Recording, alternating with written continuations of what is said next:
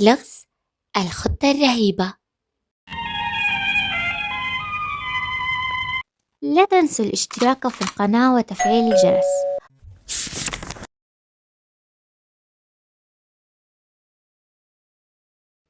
استلقت هادية على مقعد مريح من مقاعد الشاطئ، وضعته في الشرفة الأنيقة التي تطل على البحر تماما، واستنشقت نفسا عميقا من الهواء. لقد أحست بالراحة والهدوء العميق يتسللان إلى أعماقها، وأخذت ترنو بنظراتها إلى الأفق البعيد. كان المنظر جميلا، إنه جميل جدا. البحر يمتد إلى ما لا نهاية، وقرص الشمس الأحمر يلامس الموج الأزرق، وكأنه يغوص في قلبه رويدا رويدا. وقد بدت الألوان متداخلة في أبدع منظر طبيعي تقع عليه العين.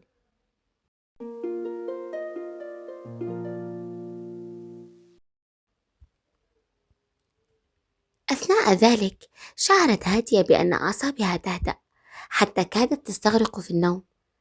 لكنها لكنها انتبهت على صوت شقيقها محسن وهو يتنهد ويقول إليها: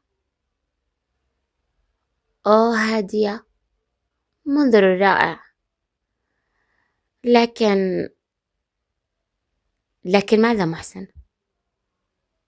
هل تعتقدين أننا نستطيع أن نتحمل كل هذا الهدوء طوال إجازتنا السنوية؟ 3 أشهر كاملة. أوه محسن، لم أفكر في هذا بعد. فما زلنا في يومنا الأول، وأعتقد أن والدنا قد اختار رأس البر مصيفا لنا هذا العام، لأنه يعرف أنه مصيف هادئ، ولا يمكن أن يحدث فيه ما يشغلنا أو يعرضنا للخطر، وبالتالي فهو مطمئن علينا. صحيح، لقد اختاره لهذا السبب. فعندما قرر القيام مع والدتنا برحلتهما حول العالم التي طالما تمنينا القيام بها، كانت مشكلته أن يكون مطمئنا علينا.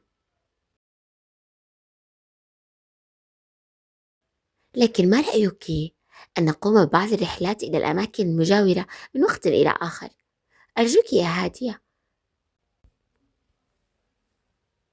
لا مانع يا محسن، وسوف أضع خطة كاملة لتنظيم أوقاتنا. نحن هنا نقيم على الشاطئ، ولكن هناك الكازينوهات الجميلة على النيل، وهناك أيضا عزبة البرج القريبة، ويمكن العبور إليها بالمراكب، وهي قرية جميلة تمتاز بالأسماك الطازجة والحمام الجميل. لكن يجب علينا ألا نبذل مجهودا كبير، خاصة وأننا متعبون. آه، معك حق، فأنا متعب جدا. أعاني ببعض الآلام أعاني من بعض الآلام في حلقي. حسنا يا محسن، لكن مدينة دمياط لا تبعد عنا إلا مسافة نصف ساعة، والسيارات لا تنقطع رحلاتها بين رأس البر وبينها ليلا أو حتى نهارا. أوه محسن، لكن هذا يتطلب مجهودا كبير. لا بأس، وممدوح لن يعارض. ممدوح؟ أوه، هل تعلم يا محسن أن ممدوح من أول لحظة وصلنا بها إلى الشاطئ ذهب لكي يبحث عن المعسكرات الرياضية التي هنا ليشترك فيها، وفي وقت قصير سوف يصبح صديقا لكل أطفال وشباب رأس البر. لكن صحيح، هل سيتأخر ممدوح كثيرا في الخارج؟ لا أعتقد. إن هذا هو يومنا الأول هنا، وأعتقد أنه سيعود في موعد العشاء. إذا هيا بنا نقوم بجولة على الشاطئ قبل أن يغلبنا النوم. هيا يا هادية.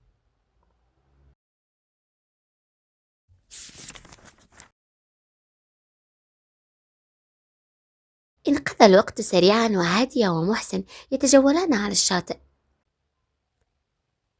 هادية، هيا بنا نعود إلى المنزل، لقد مضى الوقت سريعا. إن الساعة الآن 9، ولا بد أن ممدوح قد عاد الآن وينتظرنا في العشة. هيا.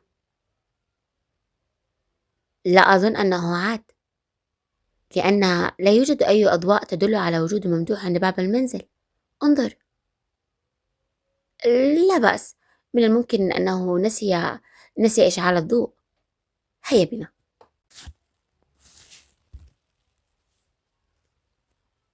وصلا هادية ومحسن إلى الباب، وصعدت هادية الدرجات مسرعة وهي تقول: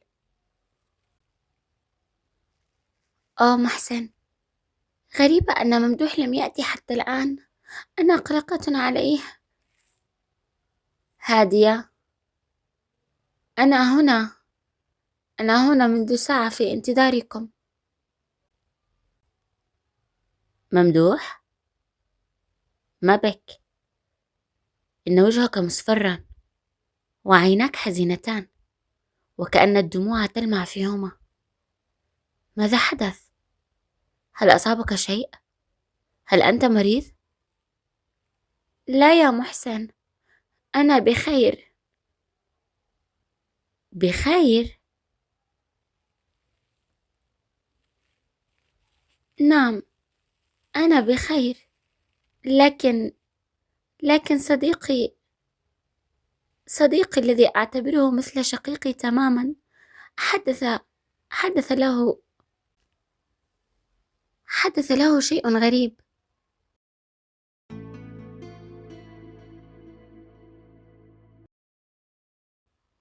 شيء غريب؟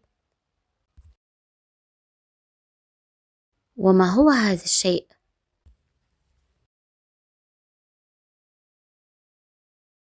إن إن الأستاذ مجاهد فهمي، وهو والد صديقي حسن، إنه رجل كما تعلمون مشهور بالأخلاق الكريمة الممتازة والسمعة الطيبة، وهو كرجل أعمال يعتمد على سمعته اعتمادا كبيرا. لكنه اليوم لكنه اليوم وقع في قبضة الشرطة. لقد لقد قبضوا عليه متلبسا ومعه حقيبة مملوءة بالمخدرات. مخدرات؟ مستحيل! وهل اعترف بأنه صاحب هذه المخدرات؟ لا، لقد قال إنها فعلا حقيبته أو حقيبة تشبهها، لكنه لم يرى المخدرات في حياته. إذن كيف وصلت هذه المخدرات إلى حقيبته؟ لا أعلم يا محسن. لقد أجاب على هذا السؤال في التحقيق، وقال إنه كان يجلس إلى جواره رجل يحمل نفس نوع ولون الحقيبة، نفس نوع ولون حقيبته، لكنه غادر المقهى قبل حضور رجال الشرطة بلحظات. وهل صدقه رجال التحقيق؟ لا، فلم يعثر أحد على هذا الرجل حتى الآن، وقد أمرت النيابة بحبسه احتياطيا على ذمة القضية كما كانوا يقولون. أما حسن، صديقي حسن، وأسرته كلها في حالة يرثى لها.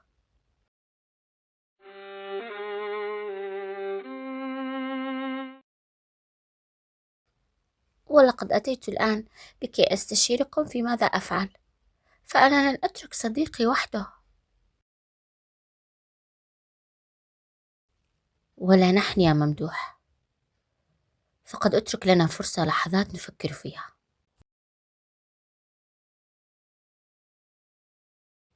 لحظة، أنا عندي فكرة. ما رأيك أن تحضر حسن إلى هنا الآن؟ نسهر معه ونعرف منه كل التفاصيل حتى نفكر بطريقة سليمة. هادية، ما بك؟ هل أنت متعبة؟ لا شيء، لكن يبدو أن محسن قد عداني. إن حلقي يؤلمني كثيرا. المهم الآن، اذهب واحضر حسن، نحن في انتظارك. هيا يا ممدوح.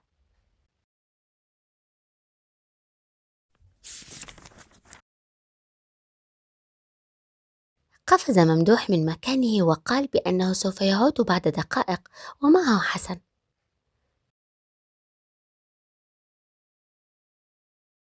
دقائق معدودة، وسمعت هادية وحسن صوت نباح عنتر. كان صوت نباحه هادئا، معلنا وصول ممدوح وصديقه حسن. حسن، كيف حالك؟ قبل أن نتحدث في أي شيء، أريد أن أطمئنك إلى أننا قد قررنا أن نعتبر الموضوع خاصا بنا، ونعدك أننا سنساعدك بكل قوتنا. أنت تعرف أنه قد سبق لنا القيام بحل الكثير من الألغاز، وتوصلنا فعلا إلى معرفة الحقيقة. الحقيقة أنني شعرت ببعض الأمل عندما قابلت ممدوح يا هادية، فأنا أعرف كل ما فعلتموه من قبل وما يمكن أن تفعلوه من أجلي. إذا حسنا، ابدأ من الآن وقص علينا الحكاية كاملة، ولا تنسى أي شيء. القصة بدأت عندما كنا نقضي إجازتنا كل عام هنا في رأس البر، وأبي فلا يستطيع أن يترك أعماله، لذلك كان يحضر إلينا في نهاية كل أسبوع، وهو عادة يركب من القاهرة أتوبيس الساعة 4 ليصل إلى دمياط الساعة 7، ثم يستقل تاكسيا إلى رأس البر. وفي هذا الأسبوع تواعدنا على اللقاء في مقهى أبو جبل، وقد اتفقنا على أن ننتظره هناك، والدتي وإخواني وأنا، ومن ثم نعود جميعا إلى البيت. وهذا ما حدث تماما. أنهى والدي أعماله مبكرا، فاستقل أتوبيس الساعة 2 بدلا من الساعة 4، ووصل في الساعة 5 إلى دمياط. وجاءت بالمصادفة جلسته في الأتوبيس بجوار رجل أعمال آخر كان متجها أيضا إلى رأس البر، وطبيعي أن يتبادلا الحديث. ظلا يتحدثان حتى وصلا إلى دمياط، وهنا كانت العلاقة قد توطدت بينهما، فاستقلا معا إحدى التاكسيات من دمياط إلى رأس البر. ولما كان والدي قد وصل قبل موعده، فقد جلس مع صديقه الجديد يتحدثان في انتظار وصولنا. ولكن بعد قليل استأذن الرجل من والدي لكي يجري مكالمة تليفونية، وبعد دقائق من قيامه هجمت قوة من الشرطة ووجدت حقيبة بجوار والدي، وعندما فتحها الضابط وجدها مملوءة بالمخدرات. حاول أبي أن يشرح القصة للضابط، لكنه لم يصدقه، فقد كان أبي يجلس وحده ومعه الحقيبة. واقتاده إلى مركز الشرطة وبدأ معه التحقيق عن طريق النيابة. لقد اتخذ وكيل النيابة قراره بحبس والدي على ذمة التحقيق، ولم يسمح لنا أن نراه. لكنني لكنني علمت من أمي أن المحامي أخبرها بأننا بأننا من الممكن أن نقابله صباحا في الساعة 9، وذلك غدا قبل أن تبدأ النيابة استكمال التحقيق. إنها صدمة شديدة على والدتي وعلينا جميعا، ولست أدري ماذا أفعل. لا تفعل شيء، ولا نحن سوف نفعل شيء. سوف ننتظر حتى صباح الغد، وبعد لقائك مع المحامي سوف نحدد خطوات عملنا، أو من الممكن أن نقابله نحن.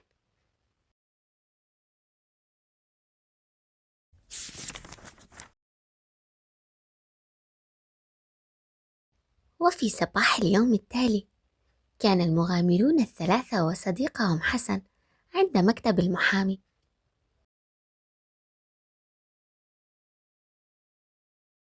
أستاذ شكري، أريد أن أسألك سؤالا. كما أخبرنا حسن أن سائق التاكسي وغرسون المطعم وآخرون شاهدوا الرجل الغريب مع والده، هل استدعيتموهم وحققتم معهم؟ ربما يكونوا يعرفون أوصاف ذلك الرجل الغريب. لقد استمر التحقيق طوال الليل يا هادية، وقد استدعينا الشهود الذي طلبهم الأستاذ مجاهد والد حسن، وكان الشهود هم سائق التاكسي وجرسون المقهى وطفلة صغيرة اشترى منها بعض زهور الفل وأعطاها مبلغا كبيرا إعانة لها، إلا أنهم جميعهم أنكروا رؤيتهم لأي فرد آخر، وأقروا بأنه فعلا كان الأستاذ مجاهد موجود بالمقهى، وأنه ركب التاكسي من دمياط إلى رأس البر، لكنه كان وحده. آه، لكن أنا متأكد، أقسم لك أنني متأكد أن أبي لا يكذب أبدا. حسن، أنا أعلم ذلك، وأنا أنتظر انتهاء التحقيق. التحقيق طويل ولم ينتهي بعد. والحقيبة، ألم يجدوا عليها بصمات هذا الرجل المجهول؟ هذا هو أملنا الأخير يا هادية. نحن في انتظار تقرير المعمل الجنائي. يجب علينا الآن الذهاب إلى نيابة دمياط، لأن وكيل النيابة سوف يبدأ التحقيق بعد دقائق، وأرجو أن تهدأ يا حسن، لأن والدك سوف يحضر، ولا يجب أن يراك منهارا هكذا.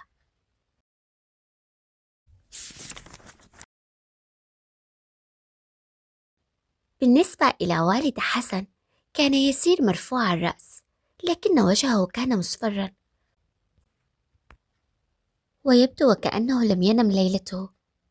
اندفع حسن إليه، لكن رجلا الشرطة منعاه، فتقدم إليه المحامي واختفيا وراء باب وكيل النيابة. التفت الأشقاء الثلاثة حول حسن، هادية، ممدوح، ومحسن، وأخذوا يحاولوا تهدئته. وبعد ما يقارب الساعتين، لاحظوا أن يوجد رجلين وبنتا صغيرا قد حضروا مع رجال الشرطة، وانتظروا أيضا أمام باب المكتب. وبعد قليل دخل أحد الرجلين ثم خرج، وحدث ذلك أيضا مع الثاني، ومن ثم الفتاة الصغيرة. كان المغامرون الثلاثة يفحصونهم بدقة، وكأنهم يرسمون أشكالهم في ذاكرتهم القوية. مضت دقائق، ومن ثم اقتربت الساعة من 2، وبعدها فتح الباب وخرج الأستاذ مجاهد.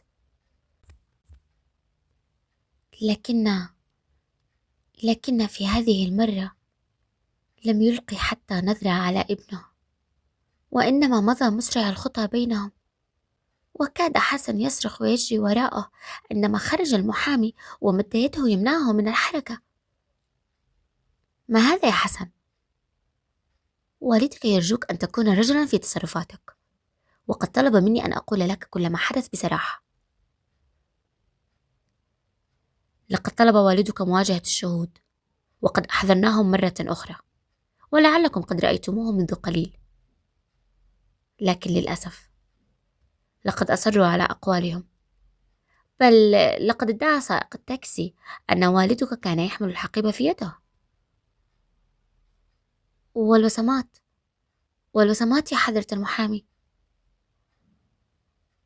لقد جاء في تقرير المعمل الجنائي أن البصمات التي على الحقيبة هي بصمات والدك.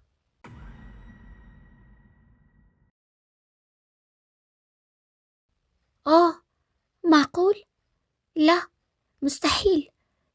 أنا أنا أعرف والدي، لا يمكن أن يفعل ذلك. حسن، نحن جميعا نعرف والدك، لا يعني ذلك أنه هو متهم. وماذا سوف نفعل الآن؟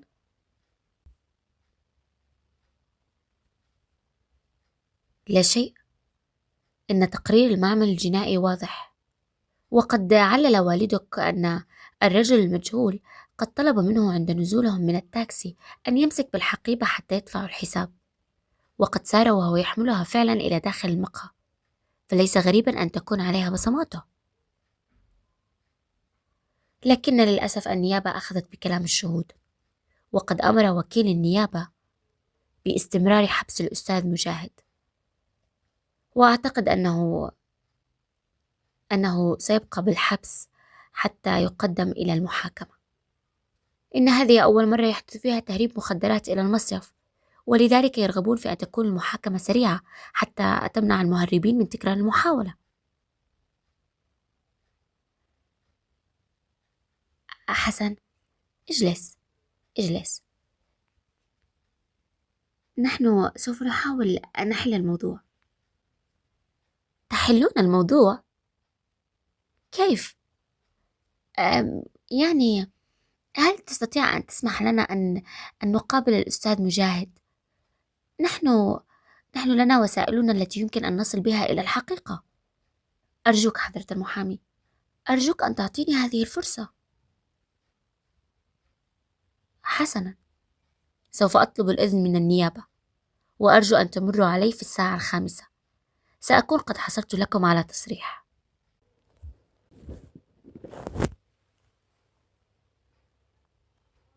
وفي الساعة 5 قال الأستاذ شكري المحامي لحسن وهو يناوله التصريح: هذا هو التصريح، سوف تذهب أنت وأصدقائك إلى سجن دمياط، وسيقابلك مأمور السجن، وستجد والدك في انتظارك في مكتب المأمور.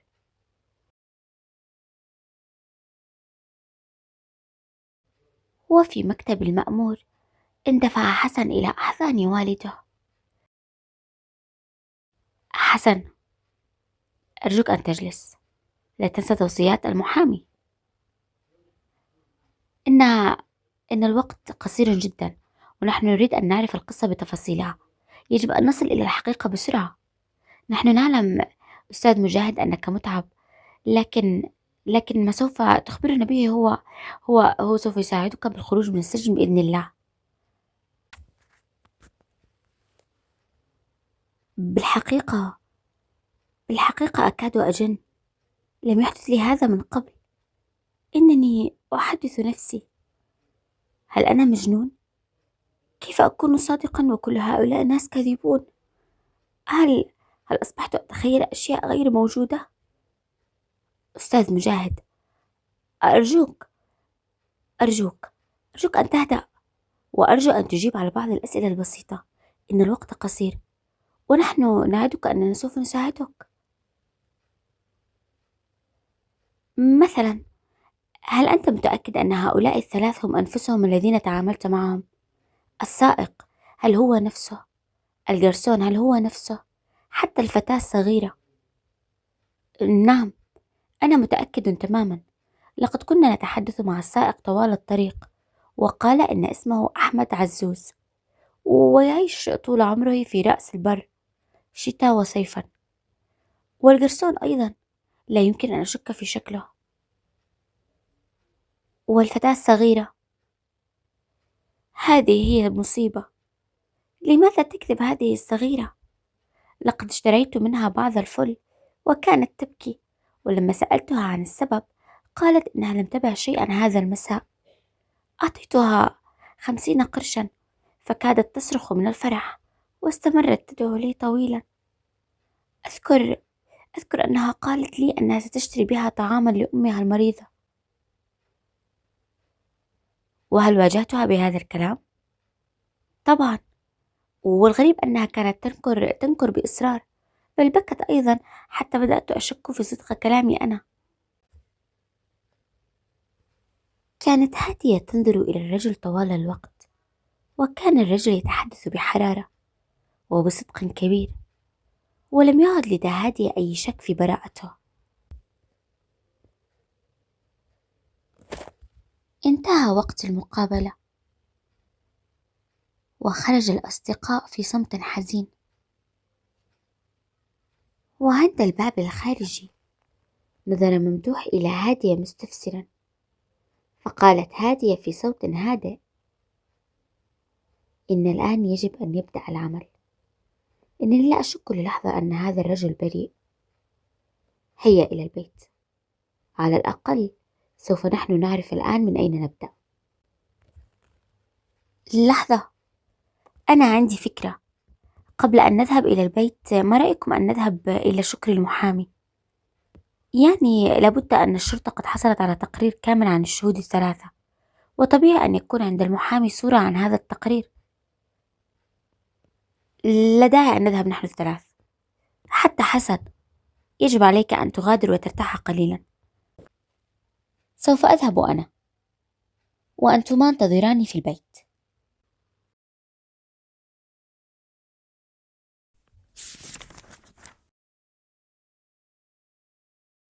وبعد ساعة تقريبا عاد محسن ويحمل في يده صورة من التقرير. تعالوا، اجلسوا.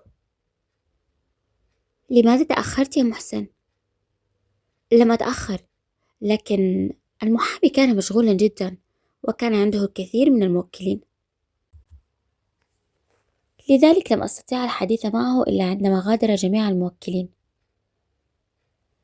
حسنا، المهم الآن أعطني التقرير يا محسن. تفضل. أحمد عزوز، وهو سائق سيارة أجرة بين الأقاليم، يعيش بين رأس البر ودمياط، وذلك منذ أكثر من 10 سنوات. لم تقدم ضده أي شكوى في أي وقت مضى، ولم يخالف القانون أبدا، ويعيش حياة متوسطة وعادية. سالم السملاطي. إن سالم السملاطي هو جرسون في مقهى أبو الجبل، ويعيش في رأس البر منذ 20 عاما، ويعمل في نفس المقهى، مشهورا بحسن السمعة، ولم تظهر عليه أي بوادر للثراء. له 5 أولاد يكافح ليضمن لهم الحد الأدنى من الحياة، ولم يخالف القانون من قبل. أما بالنسبة إلى الفتاة الصغيرة فاسمها فلة حسان، وهي في 10 من العمر، يتيمة الأب، وتبيع الزهور على المقاهي في موسم الصيف. تعول أما مريضة وتعيش في عزبة البرج، وهي أمينة، ويساعدها الجيران والزبائن لحسن طباعها. يا إلهي، إن الأمور تعقدت. إن هؤلاء الشهود الثلاثة مشهود لهم بالسمعة الطيبة، وبأنهم لم يخالفوا القانون.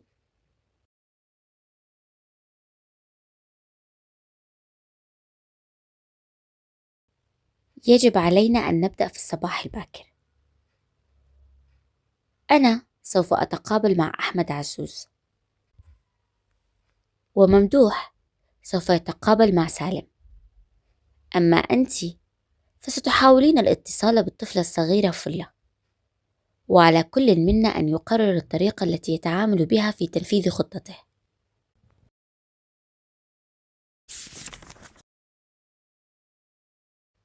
وفي صباح اليوم التالي اتجه محسن إلى مقهى أبو جبل، ووصل إليه مبكرا، ولم يكن هناك عدد كبير من الزبائن بعد، فأخذ يدور في المقهى وكأنه يختار مكانا مريحا يشاهد فيه الطريق، حتى وقعت عيناها على سالم الجرسون المكلف محسن بمراقبته، وعرف المنطقة التي يخدم فيها هذا الجرسون، فاختار مقعدا وجلس عليه.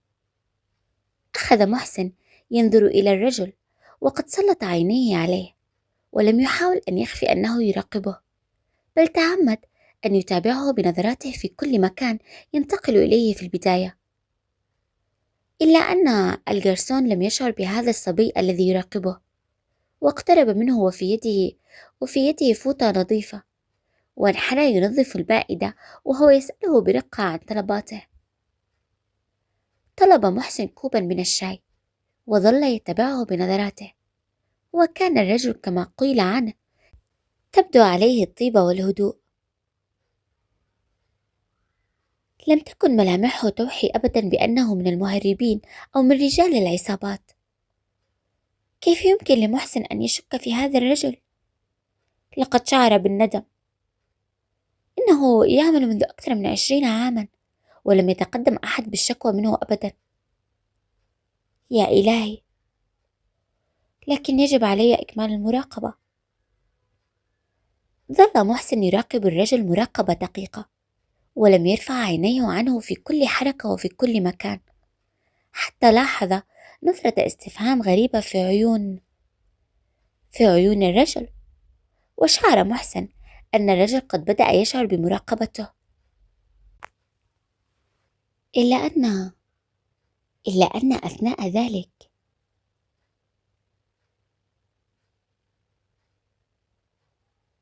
رأى محسن أن الجرسون يده قد اهتزت وقد أسرع في خطواته، وبعد قليل اختفى داخل المقهى الكبير. ثم ظهر مكانه جرسون آخر، في حين انتقل هو إلى الجانب الآخر من المقهى. وببساطة تامة قام محسن من مكانه واتجه إلى أحد المقاعد التي تقع في المنطقة التي انتقل إليها الجرسون سالم، وجلس بهدوء واستمر في مراقبته بنفس الطريقة. إلا أن هنا نظر إليه الجرسون بغضب، ومن ثم تحول الغضب إلى دهشة. ماذا تريد؟ هل تريد شيئا؟ لا، أريد كوبا من العصير. هل تعرفني؟ لا. إذا لماذا تنظر إلي هكذا؟ ولماذا لا أنظر إليك؟ هل هناك ما يمنع؟ صحيح. هل لك أولاد؟ نعم، عندي 5 أولاد. 5 أولاد؟ يا إلهي، كيف سيكون حالهم لو دخلت السجن وأنت بريء؟ ماذا يحدث لهم؟ السجن؟ ولماذا؟ أنا لم أفعل شيئا. لم تفعل شيئا. أنت تعرف الأستاذ مجاهد، أليس كذلك؟ وتعرف الرجل الذي كان معه. إلا أنك أنكرت وجود الرجل في التحقيق. أنا لم أنكر وجود الرجل. إن هذا الكلام غير صحيح. إن الأستاذ مجاهد كان وحده، ولم يكن معه أحد أبدا. وهنا أسرع سالم على الفور بمغادرة المكان، وقد غادر المقهى مسرعا. إلا أن محسن آه إن محسن أخذ يجري وراء الرجل، واختفى بعيدا بحيث لا يراه الرجل، الذي أخذ يسرع في خطواته ويتلفت حوله بين دقيقة وأخرى. لكنه عندما نظر إلى الخلف لم يجد محسن وراءه.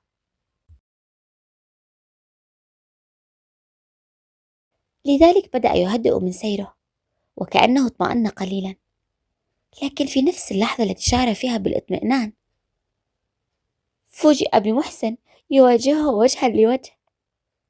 نعم، لقد كان محسن مختفيا. بعيدا بحيث لا يراه الرجل. ماذا تريد مني؟ أريد الحقيقة. إلا أن للمرة الثانية لم يرد الرجل، وإنما اندفع داخل حارة صغيرة في اتجاه المدينة من الداخل، وأسرع إلى منزل صغير ودفع الباب، ومن ثم دخل وأغلقه وراءه. ظل محسن واقفا في مكانه، لا تفارق عيناه باب البيت الصغير. ومضى الوقت، ساعة، ساعتين، 3 ساعات، والباب مغلق. إلا أن محسن لاحظ وجود نافذة صغيرة تجاور الباب، وقد لمح شبحا يقف وراءها. لكن محسن ضحك. إن الرجل يبادله المراقبة. وبجراءة شديدة تقدم محسن وأخذ يقرع الباب. وهنا فتح له طفل صغير الباب، وأخذ ينظر إليه ببراءة. وقبل أن يتحدث محسن مع الطفل كان الرجل يندفع ليبعد الطفل عن الباب ويواجه محسن. أرجو منك أن تبعد عني، أنا لا أعرف شيئا، اتركوني في حالي، أنا عندي أطفال أخاف عليهم وأريد أن أربيهم، لكنني أنا أريد الحقيقة فقط، لا أريد شيئا آخر. إلا أن هنا قام الرجل. أوه، لقد لقد قام الرجل وأغلق الباب في وجه محسن.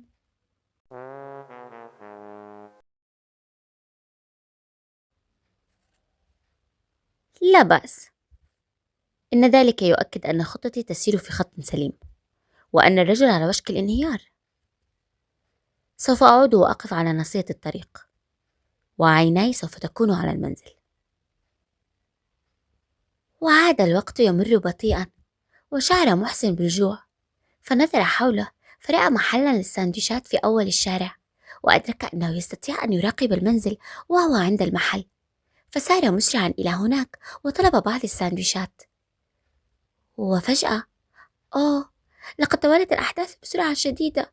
لقد شاهد سيارة خضراء تقف أمام المنزل الصغير، وكان باب المنزل يفتح. و... آه لقد انقض عليه سائق السيارة وقذف به لقد انقض عليه سائق السيارة وقذف به في السيارة التي انطلقت كالصاروخ. وهنا اندفع محسن إلى باب البيت، ولم يترك حتى رقم السيارة. لم يستطيع أن يراه، ولم يسمع أو يرى إلا صراخ الأطفال، أطفال الرجل، وهم يصرخون داخل المنزل. يا إلهي، يجب علي العودة إلى المنزل بسرعة. وهكذا اختفى الشاهد الأول. أما بالنسبة إلى الشاهد الثاني، فكان ممدوح ممتلئا نشاطا وغضبا من أجل صديقه، وهو يتجه إلى موقف التاكسيات، وكان مصرا على أن يواجه السائق وجها لوجه ويدخل معه في مناقشة مباشرة بدون لف أو دوران. وجد موقف التاكسيات مزدحما بالسيارات الواقفة، وأخذ يتصفح وجوه السائقين حتى عرف السائق أحمد. لقد كانت ملامح الرجل منطبعة في ذاكرته منذ أن رآه عند المحقق. أريد سيارة خاصة أذهب بها إلى منطقة جمصة. أنا، لكن هل معك أحد؟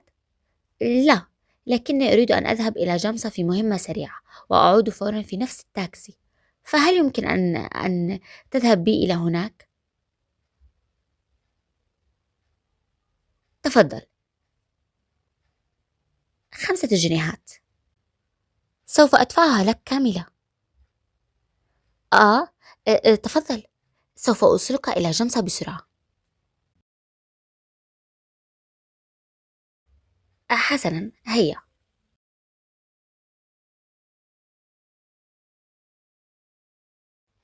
هل لك أولاد في سن الشباب؟ نعم، أنا عندي ولدان وبنت، وأنا فخور بأولادي. لقد وصلا إلى الثانوية العامة هذا العام، ولم يحتاجا إلى مدرس خصوصي واحد. إن الولدان عندي من المتفوقين في المدرسة، لكن البنت ما بها. هل رسبت في الامتحان؟ يا ريت. إنها مريضة، وتعاني من مرض خطير في القلب، ويحتاج إلى عملية دقيقة جدا لا تجرى إلا في الخارج. صمت ممدوح. لقد أصابته هذه المعلومات بالآلام والحيرة. فهذا السائق الذي أمامه رجل مسكين يعاني من مأساة كبيرة.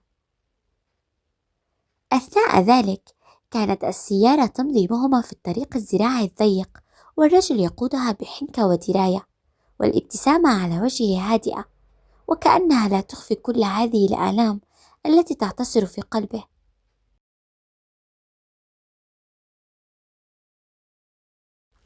أنت اسمك أحمد؟ أحمد عزوز، أليس كذلك؟ نعم، هل تعرفوني؟ لا، لكني سمعت اسمك قبل قليل من الرجل سائق التاكسي زميلك. لكن ألست أنت السائق الذي كنت تقول الرجل صاحب حقيبة المخدرات وزميله الذي اختفى؟ لم يكن للرجل زميل، لقد كان وحيدا عندما ركب معي السيارة من دمياط إلى رأس البر. كان بمفرده تماما. أنا أعلم ذلك. ولماذا أنت متوتر؟ لا لا، أنا لست متوترا. لكن أنا الذي أعرفه أن الأستاذ مجاهد رجل شريف ومشهور ومعروف بالأمانة، ويقال أن هناك من رسم هذه الخطة الجهنمية للإيقاع به. إن هذا كلام فارغ. الأستاذ مجاهد، أو بلا أستاذ، مجاهد هو مهرب المخدرات، وكان وحده يحمل الحقيبة بنفسه، ورفض أن يتركني أحملها عنه. من أنت؟ وماذا تريد مني؟ ولماذا تسألني كل هذه الأسئلة؟ أنا صديق لابن هذا الرجل البريء، وأريد أن أثبت البراءة، وأنت في يدك أن تقول الحقيقة. حقا؟ حسنا. إلا أن هنا حدث حدث ما لم يتوقعه ممدوح من السائق، فقد ضغط السائق على الفرامل بكل قوة، وقبل أن تتوقف السيارة تماما فتح السائق الباب المجاور لممدوح ودفعه. لقد دفعه. لقد لقد لقد سقط ممدوح متدحرجا على الأرض.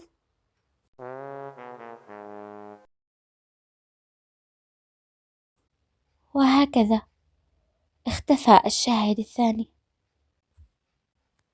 إلا أن محسن، وأثناء عودته إلى المنزل بعد أن اختفى منه الشاهد الأول الذي كان يراقبه، لاحظ أن عنتر كلبهم المخلص يقبع هادئا بجانب الرصيف، لكن نظراته كانت تتجه إلى مكان آخر، ولم يظهر عليه أنه شعر بوجود محسن، ولم ينبح حتى نبحة يشير بها إلى وجوده.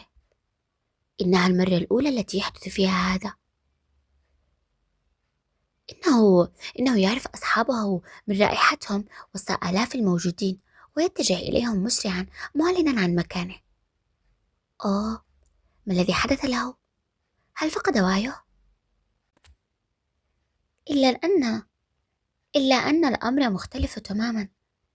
إن الكلب عنتر كانت نظراته متجهة إلى ركن في الحارة التي يقع فيها المقهى. إن نظرات عنتر تتجه إلى هناك. أخذ محسن يتابع نظراته متعجبا، لكنه رأى منظرا مدهشا. إنه رأى الصغيرة فلة. نعم، الفتاة فلة. لقد كانت تجلس على قطعة من الحجر في ركن الحارة، وكان معها فتاة أخرى تبدو أكبر منها قليلا، لكنها شديدة السمر، ولها ضفائر قصيرة سوداء مشعشعة، وقد تلوث وجهها بالتراب والغبار، وترتدي ملابس ممزقة من أطرافها.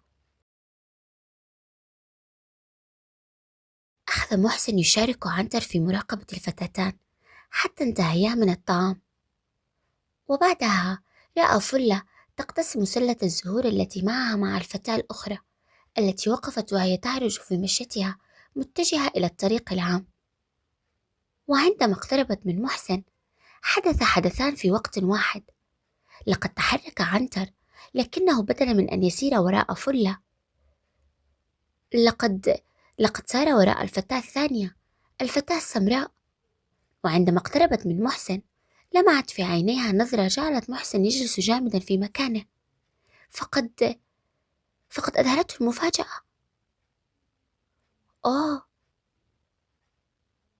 الفتاة التي كانت تقترب منه، الفتاة السمراء، لم تكن سوى هادية. لقد كان تنكرها رائعا ومتقنا، حتى أنه لم يعرفها إلا بصعوبة، ولولا نظرتها إليه لما تمكن من التعرف عليها.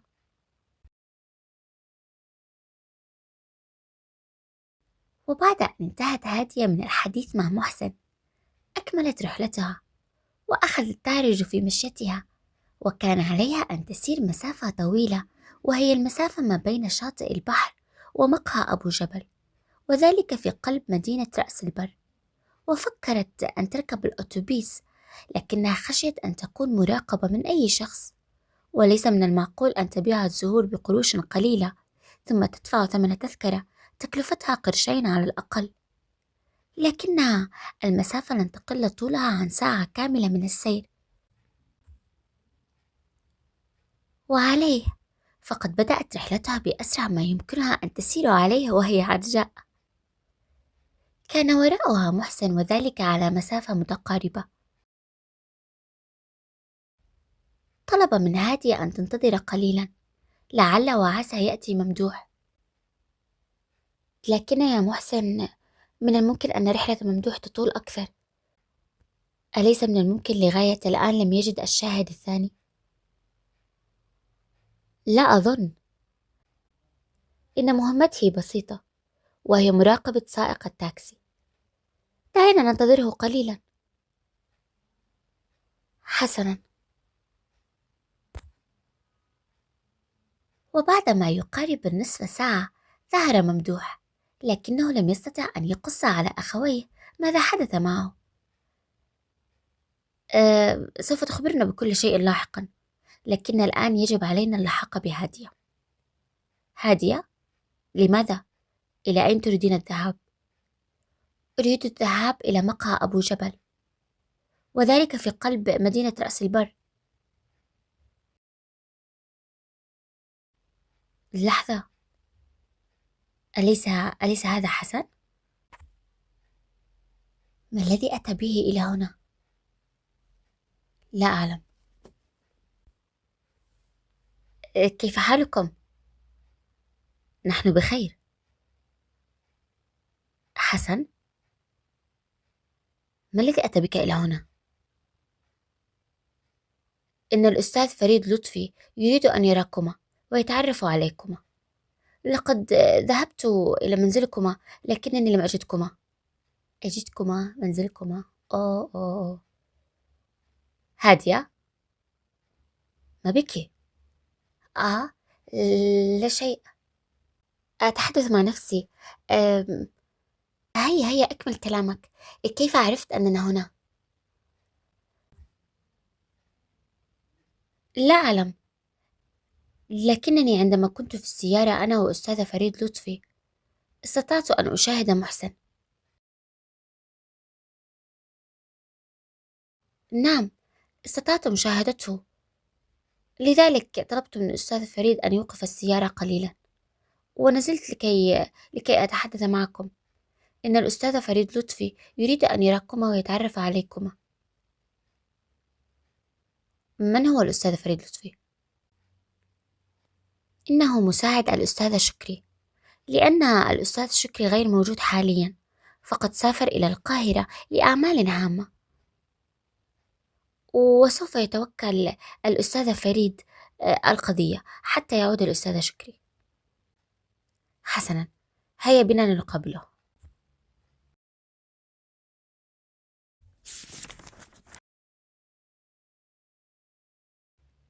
وعندما قابل الأصدقاء الأستاذ لطفي، طلبوا منه إعادة استدعاء الشهود مرة أخرى. لماذا؟ يجب أن نقدم للنيابة أسباب. لأنني أعتقد أنهم قد اختفوا، أو أن حادثا قد وقع لهم، أو أنهم اختفوا تحت التهديد، ولذلك أريد أن أثبت للنيابة اختفائهم، لأن هذا يفيد يفيد الأستاذ مجاهد في التحقيق. حسنا، سوف أنظر في الموضوع، وأتمنى أن توافق النيابة على ذلك. نشكرك كثيرا. هادية، ممدوح، هيا بنا. يجب علينا الذهاب إلى مقهى أبو جبل وإكمال سيرنا. هيا. مقهى أبو جبل؟ إنه بعيد جدا. أعلم ذلك، لذلك يجب علينا من الآن أن نبدأ السير. يجب أن نذهب سيرا على الأقدام، وسوف نخبرك لاحقا يا حسن بالسبب. وبعد أن غادر الأصدقاء، قال المحامي إلى حسن: على ما أظن يا حسن أن أمامهم وقتا حتى يصلوا إلى هناك، يعني ما يقارب الساعة، ونحن معنا سيارتنا. ما رأيك أن نسبقهم ونقابلهم في مقهى أبو جبل؟ حقا؟ لا مانع، هيا بنا.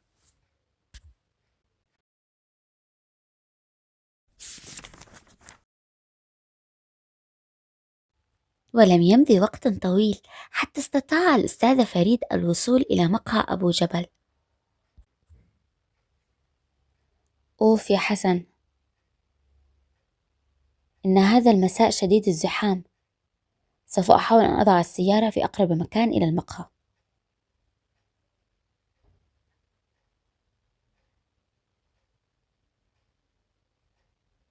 أليس هذه هادية؟ نعم، زميلتك هادية التي كانت تقف معنا منذ قليل. أين أشقاؤها؟ أستاذ فريد، أرجوك تخفض صوتك، إن هادية متنكرة. صحيح، لقد نسيت. في هذه اللحظة ظهر ممدوح ومحسن، وكان كل منهم يتخذ طريقا مختلفا عن الآخر. ممدوح، اذهب أنت من هذا الطريق، وأنا سوف أذهب من هذا الطريق للبحث عنها. محسن، أنا خائف جدا، خائف على هادية. لا تخاف، إن إن الفتاة الصغيرة فلة كانت قد اتفقت مع هادية على اصطحابها إلى عزبة البرج، أليس كذلك؟ لابد أنها اتجهت إلى هناك. حسنا، سوف أذهب إلى هناك. هل تعرف الطريق؟ طبعا، إن يوجد في نهاية شارع النيل مرسى للقوارب الصغيرة، وهي القوارب التي تنقل الركاب من رأس البر إلى عزبة البرج، وذلك بقروش قليلة. إذا هيا بنا إلى هناك. أسرع محسن وممدوح يجريان في الطريق إلى المرسى، وأسرع حسن وراءهما. وفجأة توقف محسن وهو يشير إلى سيارة خضراء صغيرة. ممدوح، انظر، أليس هذه السيارة التي اختطفت الجرسون سالم؟ لا أعلم يا محسن، أنت من شاهدتها؟ نعم، أنا متأكد، إنها سيارة. آه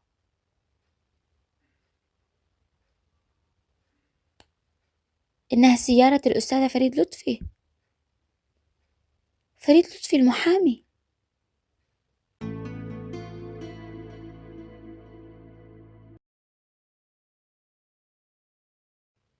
يا إلهي، كيف لم أنتبه؟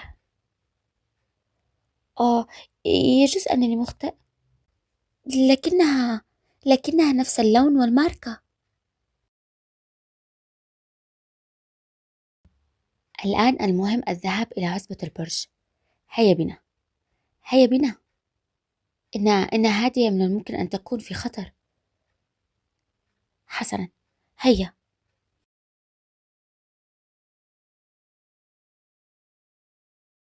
اقترب محسن وممدوح من أحد القوارب، وقال ممدوح: مساء الخير يا ريس.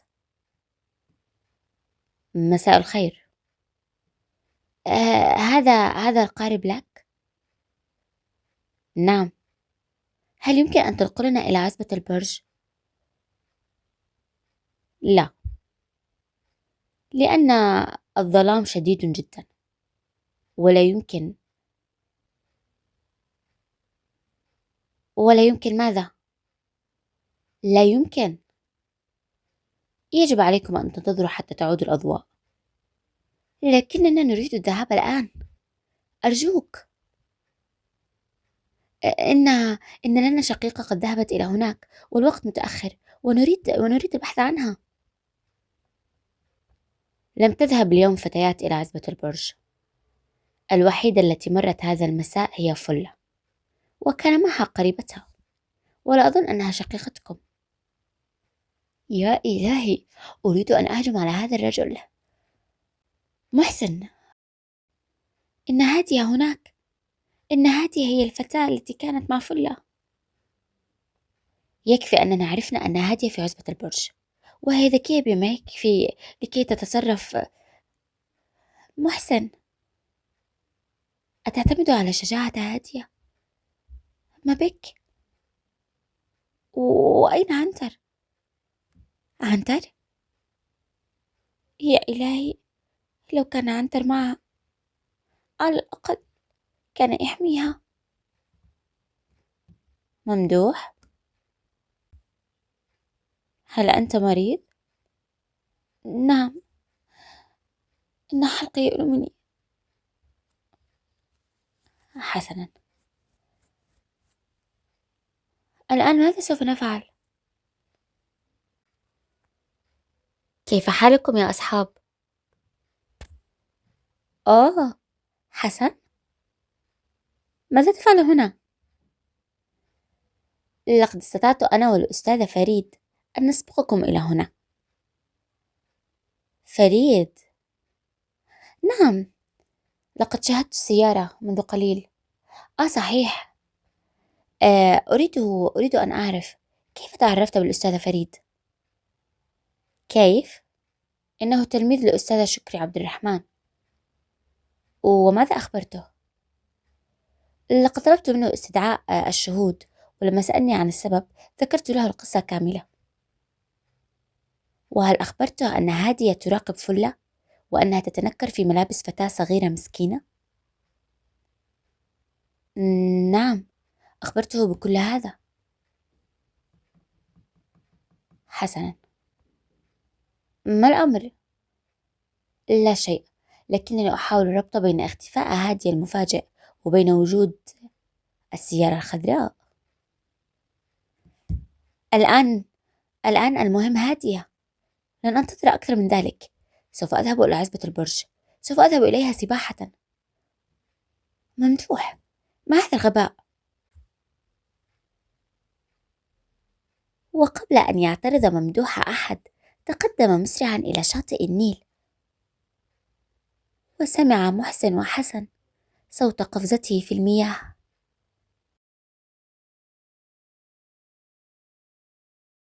الآن يا حسن، تعال معي، علينا مهمة أخرى. إن ممدوح سباح ماهر، وأعتقد أنه سينجح في عبور النيل.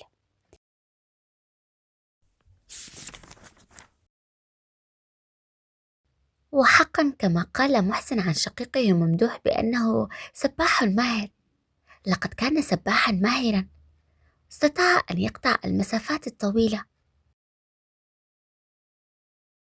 لم يعرف ممدوح كم مضى من الوقت، لكنه رفع رأسه فلمح أضواء متناثرة بعيدة، واطمأن إلى أنها بلا شك أضواء الشاطئ الآخر، أضواء عزبة أثناء ذلك سمع ممدوح صوتا ضعيفا في البداية، ومن ثم ارتفع الصوت، ومعه ارتفعت عدة أمواج عالية. فأدرك ممدوح على الفور بخبرته أن هناك قاربا له محرك قوي قادم في مواجهته.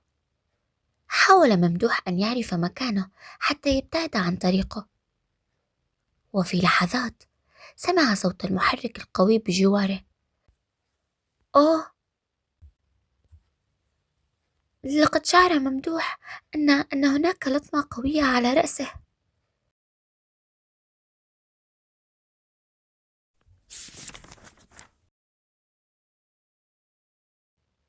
أما بالنسبة إلى محسن، فقد قرر أن يذهب إلى مركز الشرطة هو وحسن، وقد وصلا مسرعين إلى هناك، وكانت الكهرباء قد بدأت تعود إلى بعض الأحياء.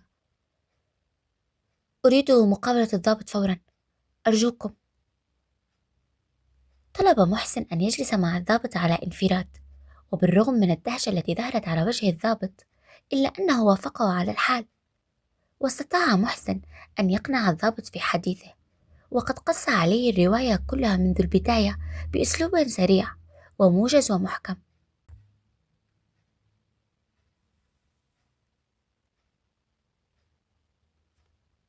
شكر محسن الضابط بحرارة بعد أن انتهى من الحديث معه، وانطلق إلى الخارج حيث كان حسن في انتظاره. الآن يا حسن، هيا بنا إلى صديقك المحامي فريد.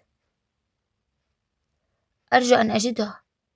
إنه على ما سمعت منه أنه سينزل في فندق الوردة البيضاء. حسنا، إن فندق الوردة البيضاء قريب جدا من هنا.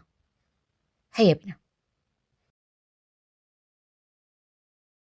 أسرع محسن وحسن في اتجاه الفندق، وفي موقف السيارات الخاص رأى محسن السيارة الخضراء واطمأن إلى أن المحامي موجود بالداخل. أستاذ فريد، أستاذ فريد. أهلا بك يا حسن، تفضل. كيف حالك يا محسن؟ هل وجدت شقيقتك؟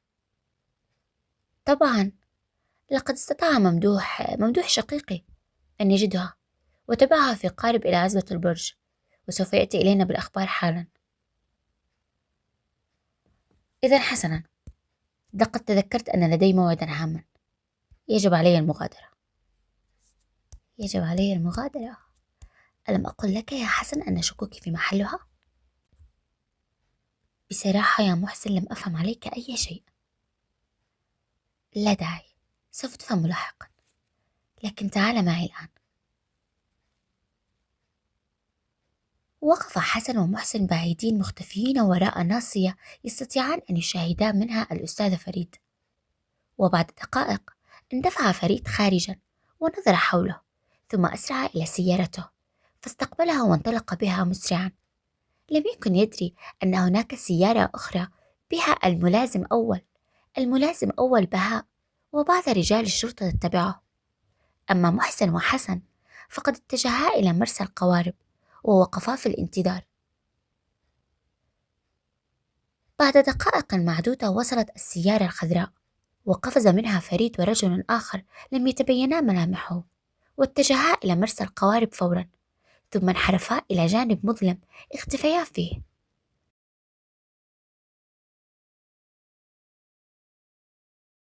ووصل بهاء، الملازم أول بهاء، وبالإشارة أشار إلى محسن وحسن، واتجه الجميع أيضا في سكون وقفزوا إلى قارب آخر. وبعد قليل تحرك محرك القارب الذي نقل المحامي وصاحبه، وفي ضجة صوت المحرك لم يتبينا صوت محرك قارب الشرطة الذي كان يتبعهما بدون أن ينير أي ضوء حتى لا يلفت الأنظار. حسن، هل تعرف كم مضى من الوقت منذ أن اختفت هادية؟ لا، لقد مضى 6 ساعات، 6 ساعات كاملة، ونحن نقترب الآن من 3 صباحا. هل ما زالت هادية على قيد الحياة؟ طبعا، طبعا يا محسن، لا تخف. لكن ماذا حدث خلال هذه الساعات ال6؟ ماذا حدث لممدوح الذي ضربه المجرم على رأسه وهو يسبح وسط الأمواج؟ ما حدث كان أغرب من الخيال، فقد شعر ممدوح فجأة أنه يعود إلى وعيه، لكن لا يعرف أين ولا حتى كيف. لقد كان رأسه يؤلمه ألما شديدا، لكنه بدأ يشعر بأنه فوق رمال ناعمة، وأن هناك شيئا يسحبه إلى المياه، لكن شيئا آخر يجذبه إلى الرمال.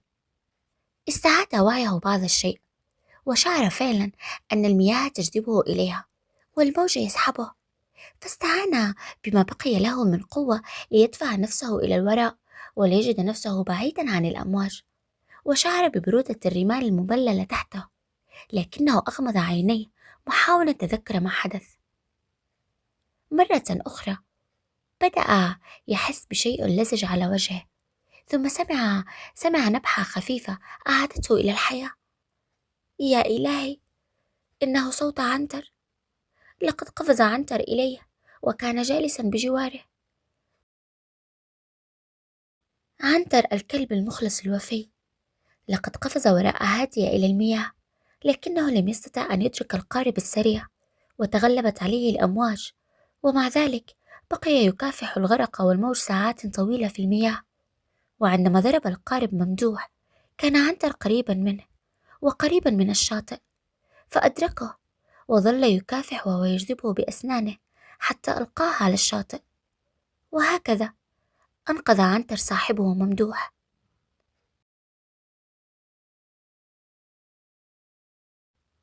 أما بالنسبة إلى هادية فقد قضت هذه الساعات الست في نشاط متزايد. نظرت إلى فلة ووجدتها قد استعادت وعيها، فاستراحت قليلا ومن ثم نظرت حولها.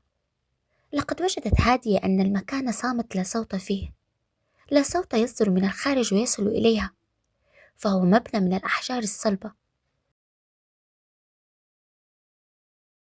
فكرت هادية قليلا ثم قررت. كانت يداها مربوطتان خلف ظهرها وكذلك ساقها وفمها. ركعت على ركبتيها وسارت عليهما، وبمشقة شديدة خطوة وراء خطوة اقتربت من الشمعة. كان يوجد شمعة بزاوية الغرفة، وكانت عيون فلة تتسع من الرهبة، وهي لا تدري ماذا تريد الفتاة أن تفعل، ماذا تريد هادية أن تفعل. لكن هادية كانت تعرف أن إرادتها من حديد. وصلت إلى الشمعة ومن ثم استدارت وجعلتها خلف ظهرها، وقررت أن تحرق قيودها. طبعا سوف تتعرض يداها للاحتراق أو تمسك نيران الشمعة في ملابسها، لكن يجب عليها أن تخاطر. ظلت توازن نفسها حتى شعرت بلسع النار على يديها. أغمضت عينيها واستعادت بكل قدرتها على التصور، وقربت يديها أكثر من النار. وعندما شعرت بلسعتها حركت يديها قليلا حتى وصلت النار تماما إلى الحبل الذي يربط يديها. دقيقة وراء دقيقة أخرى أحست هادية بيديها تستريحان والحبل يتساقط منها، وألقت بنفسها بعيدا عن الشمعة وحركت يديها. لقد خلصتها من القيود، وأسرعت تفك المنديل عن فمها ثم حلت قيود قدميها، وأسرعت إلى صديقتها الصغيرة فلة وأخذت تفك قيودها. فلة، هل تعرفين هذا المكان؟ نعم، لقد كان مخزنا بناه رجل يوناني، كان صاحب محل البقال الوحيدة في القرية، وكان يخشى على تجارته كثيرا. لكن منذ أيام رأيناه ينقل بضاعته من هنا، رأينا هذا الرجل يتردد عليه. هل قلت هذه الحقيقة لوكيل النيابة؟ لا، لقد رأيت هذا الرجل مع الأستاذة شكري عندما اشترى مني الزهور. لقد كان كريما معي، لكن هذا الرجل هددني بأنه سيقتل أمي المريضة لو قلت هذا الكلام. لحظة لحظة لحظة، الأستاذ مجاهد كان مع الأستاذة شكري عندما اشترى منك الزهور وكان كريما معك، أليس كذلك؟ نعم. والرجل الذي كان صاحب المحل، الذي نحن فيه الآن، هو من هددك بقتل أمك المريضة، أليس كذلك؟ ذلك في حال لو قلت الحقيقة. نعم، وهو من قيدنا. أنت رأيتيه. أعلم، إن منظره يثير الرعب. والآن ما العمل؟ هل المخزن قريب من البحر؟ نعم، إننا لا نبعد كثيرا. ما رأيك أن نحاول نحفر حفرة طويلة تمر تحت الجدار إلى الخارج، حفرة تشبه النفق الصغير نتسلل منها إلى الشاطئ خارج الحجرة؟ هل يمكن أن نفعل ذلك؟ طبعا، إن الرمال مبتلة، ولذلك لن تنهار إذ حفرنا في الأرض. لنجرب. لكن هادية بعد ما يقارب النصف ساعة أخذت تصرخ هي والفتاة. لقد بدأت الرمال فوقها تتساقط، ومنذ الضربة الأولى إلى سطح الأرض سقطت الرمال، وظهر ظلام الليل، وسمعا صوت الموج. وامتدت يد هادية فوق سطح الأرض وصرخت فلة: لقد نجح الأمر. لكن الأحداث تلاحقت بسرعة. لقد أحست هادية بضربة قاسية على يدها التي ظهرت من الحفرة، وصوت الرجل المجرم الذي الذي حبسهما في هذا المكان والذي هدد فلة كان يصرخ عليهما. إلا أن وصل إليها في هذه اللحظة أعذب صوت في العالم، وهو صوت نباح عنتر. هادية، نحن هنا، لا تخافي، أنا ممدوح. وهنا اشتبك عنتر مع المجرم، في حين انقض ممدوح على فريد، وحسم الموقف صوت مفاجئ، صوت صفارات الشرطة، وملأ الشاطئ ضوء الكشافات. لقد سمعت هادية صوت محسن وحسن. يا إلهي، لقد نجح الأمر.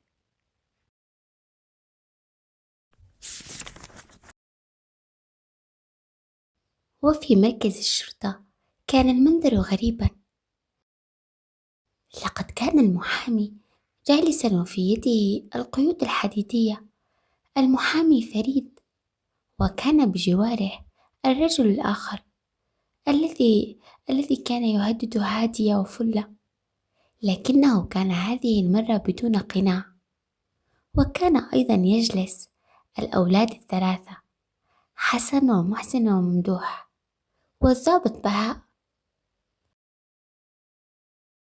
إن هذا هو الرجل الذي كان معي، وهو صاحب حقيبة المخدرات.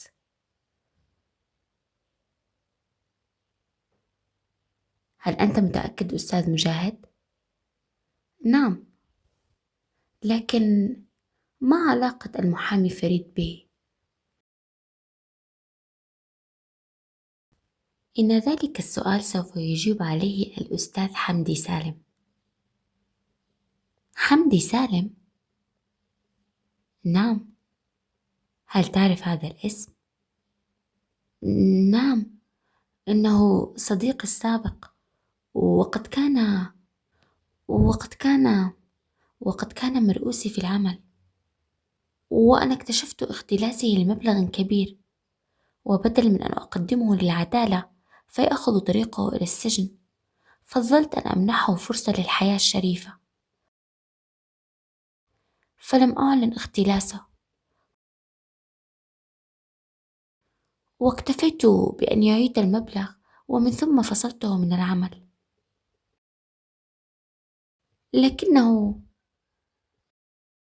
لكنه بدلا من أن يرد لك الجميل، رسم هذه الخطة الشيطانية ليدفع بك إلى السجن مدى الحياة، ويعود هو إلى الشركة لكي يواصل جرائمه. هل قبضتم عليه؟ طبعا، وهو اعترف لنا بكل شيء. وكيف نجح الأولاد في الوصول إلى هذه الحقيقة؟ لقد اشتركوا جميعا في ذلك، محسن وهادية وأيضا ممدوح. لكن محسن وضع يده على أول الخيط عندما اكتشف أن هذا محامي فريد، إنه مجرد محامي مزيف. وقد عرف محسن ذلك عندما ربط بين وجود السيارة الخضراء وبين اختفاء هادية، ولم يكن أحد يعرف أن هادية هي الفتاة بائعة الزهور العرجاء إلا هذا المحامي، بعد أن أخبره حسن بهذه الحقيقة.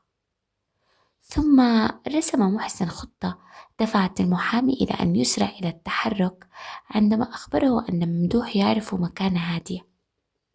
وقد كان حمدي سالم من الذكاء، بحيث دس هذا المحامي حتى يتعرف على خطة الدفاع ويفسدها أول بأول، وكاد ينجح لولا ذكاء محسن. والشهود؟ ماذا عن الشهود؟ إن الشهود قد هددوا من قبله بالقتل، وقد رشاهم بالنقود. نعم، حمدي سالم لقد هددهم بالقتل ورشاهم بالنقود، وهكذا اضطرهم إلى الكذب، وكادت خطته تنجح لولا مساعدة المغامرون هادية ومحسن وممدوح. تمت. بحمد الله. لا تنسوا الاشتراك في القناة وتفعيل الجرس